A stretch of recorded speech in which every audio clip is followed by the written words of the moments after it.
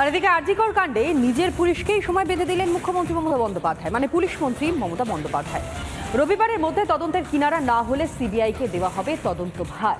কলকাতার পুলিশ কমিশনারের সামনেই বার্তা দিলেন পুলিশ মন্ত্রী, দেখুন। আর রবিবার পর্যন্ত যদি তারা কুল কিনারা করতে না পারেন, এই কেসটা আমরা আমাদের হাতে রাখবো না, আমরা সিবিআইকে দিয়ে দেবো।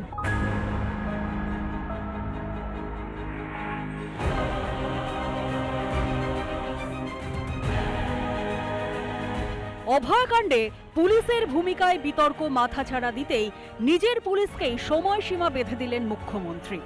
সরকারি হাসপাতালের মধ্যেই অভয়াকে ধর্ষণ ও খুনের ঘটনা সামনে আসতেই তোলপাড় চলছে রাজ্য জুড়ে। প্রতিদিনই বাড়ছে আন্দোলনের ঝাঁজ।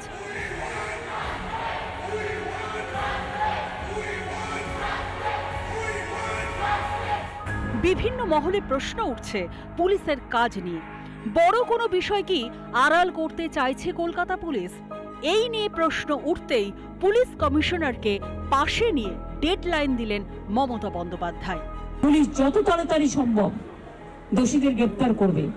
আর রবিবার পর্যন্ত যদি তারা কুল কিনারা করতে না পারেন, কারণ ভেতরেও তো অনেকে আছে, তাহলে এই কেসটা আমরা আমাদের হাতে রাখবো না, আমরা সিবিআইকে দিয়ে দেবো।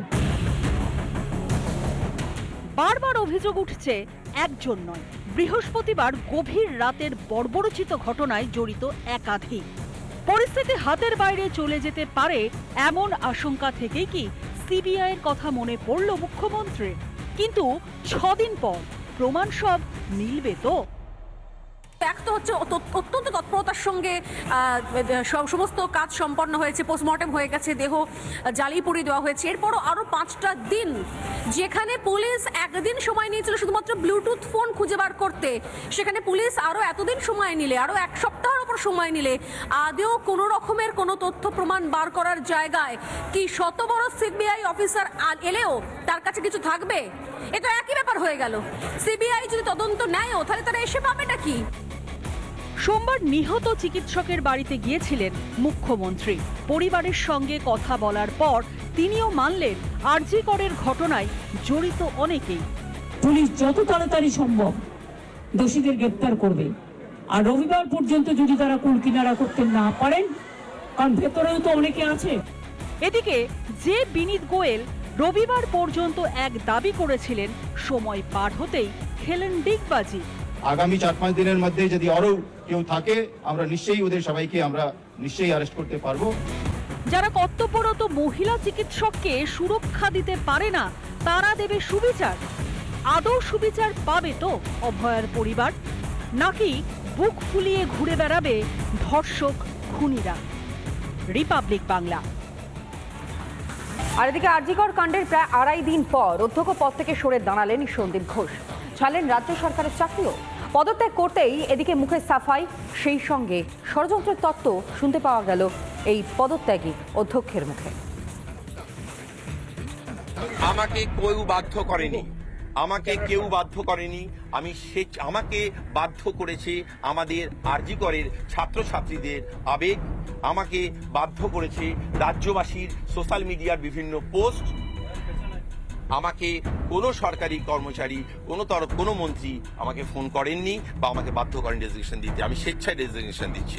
আজকে প্রিন্সিপাল নিজে রেজিগনেশন করে দিয়েছিলেন, বলছিলেন যে আমার বাড়িতেও তো বাচ্চারা আছে, যেভাবে আমাকে গালিগালাজ করা হচ্ছে, তা আমরা তাকে বুঝিয়ে বলেছি ঠিক আছে আপনাকে ওখানে কাজ করতে হবে, আমরা ওনাকে সরিয়েছি অন্য জায়গায়।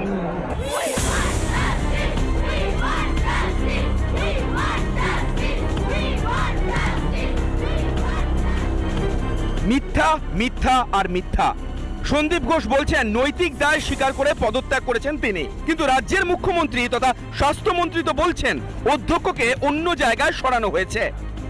দুজনের দু ধরনের দাবিতে কেমন যেন সব গুলিয়ে গেল। কেন এত তোয়াজ করা হচ্ছে সন্দীপ ঘোষকে? সন্দীপ ঘোষ যার বিরুদ্ধে ভুয়ো অভিযোগ রয়েছে, যে সন্দীপ ঘোষ যার ভয় তটস্থ থাকে এনআরএস এর ট্রেনি থেকে শুরু করে পড়ুয়া থেকে শুরু করে মেডিকেল কলেজের প্রত্যেকে, যে সন্দীপ ঘোষ যার বিরুদ্ধে কথা বললে তিনি নাকি কড়া থেকে কড়া পদক্ষেপ নেন, কেরিয়ার প্রশ্নের মুখে রেখে দেন, সেই সন্দীপ ঘোষের ক্ষেত্রে মমতা বন্দ্যোপাধ্যায় বলছেন যে আমি ওকে বুঝিয়েছি। আরজিকর কাণ্ডের পর যার নাকি দেখাই পাওয়া যায়নি, হঠাৎ হাজির সেই অধ্যক্ষ সন্দীপ ঘোষ। অভয়াকাণ্ডের প্রায় 2.5 দিন পর উদয়, মুখে পদত্যাগের কথা, তবে মুখে লম্বা লম্বা সাফাই। হাসপাতালে তোলাবাজির অভিযোগ করলেন পদত্যাগী অধ্যক্ষ। কেন সন্দীপ ঘোষের এত শত্রু, তার কারণ হচ্ছে অনেকেই চোর, ডাকাত, পয়সা তোলাবাজ, সেগুলো আমি আরজি করে বন্ধ করেছিলাম। আমি আরজি করে যতদিন প্রিন্সিপাল ছিলাম আমি মাথা তুলে কাজ করেছি। আমাদের এখানে আপনারা শুনলে আশ্চর্য হবেন, 5 বছর ধরে ডেথ সার্টিফিকেটের জন্য পয়সা দিতে হতো। আরজি করে কিন্তু আমাদের আজকে আর ডেথ সার্টিফিকেট বা আমাদের বার্থ সার্টিফিকেটের জন্য কোনো পয়সা দিতে হয় না। একটা মেয়েকে নির্মম অত্যাচার করে খুন করা হলো, সেখানে হাসপাতালের নিরাপত্তা নিয়ে কোনো রা নেই, মহিলাদের সুরক্ষা নিয়ে কোনো কথা নেই। বাকি সব বললেন, শুধু মূল প্রসঙ্গ ছাড়া। প্রাণের থেকেও অধ্যক্ষের কাছে বড় হয়ে উঠল তোলাবাজি। যদি তাই হবে তাহলে তোলাবাজি হতো জেনেও এতদিন কেন চুপ করেছিলেন সন্দীপ ঘোষ? কেন থানায় অভিযোগ দায়ের করেননি তিনি? সন্দীপ ঘোষের মুখে শোনা গেল ষড়যন্ত্রের তত্ত্ব। ছাত্রদের সঙ্গে কিসের আন্দোলন? ছাত্ররা তো আমার বাড়ির ছেলে মেয়ে। ছাত্ররা আন্দোলনে আমার প্রতিপক্ষ হতে পারে না। ছাত্রদেরকে দিয়ে আন্দোলন করানো হয়েছে। সন্দীপ ঘোষকে বদনাম করো, সন্দীপ ঘোষকে লাথি মেরে বার করে দাও, সন্দীপ ঘোষকে তাড়িয়ে দাও, যাতে আরজি করে আমরা লুটে পুটে খেতে পারি। এই ছিল এখানকার ছাত্র আন্দোলনে কিছু বিরুদ্ধ শক্তি, কিছু নেতা ব্যক্তিদের মেন লক্ষ্য।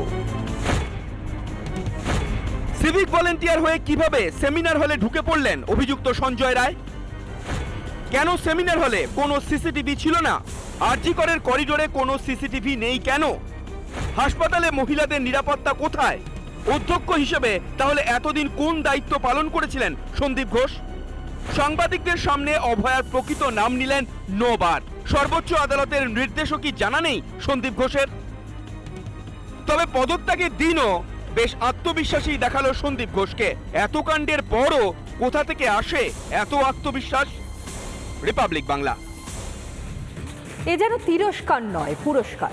সকালে আরজিকর মেডিকেলের অধ্যক্ষ পদ থেকে ইস্তফা, বিকেল হতেই ন্যাশনাল মেডিকেলের অধ্যক্ষ করা হলো সন্দীপ ঘোষকে।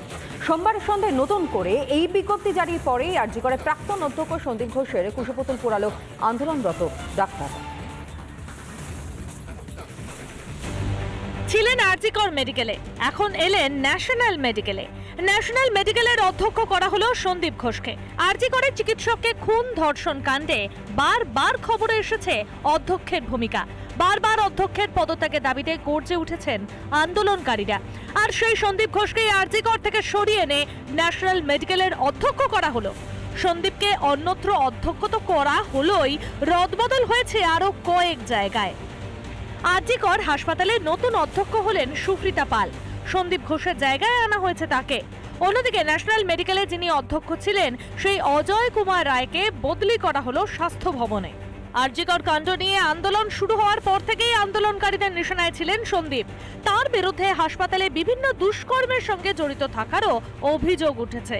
অথচ নক্করজনক এই কাণ্ডের পরও এখনো সেই অধ্যক্ষ পদেই রয়ে গেলেন সন্দীপ ঘোষ। আইওয়াশ করতে বদলালো শুধুই হাসপাতালের নাম। সত্যি কি প্রয়োজন ছিল এই বদলের? রিপাবলিক বাংলা।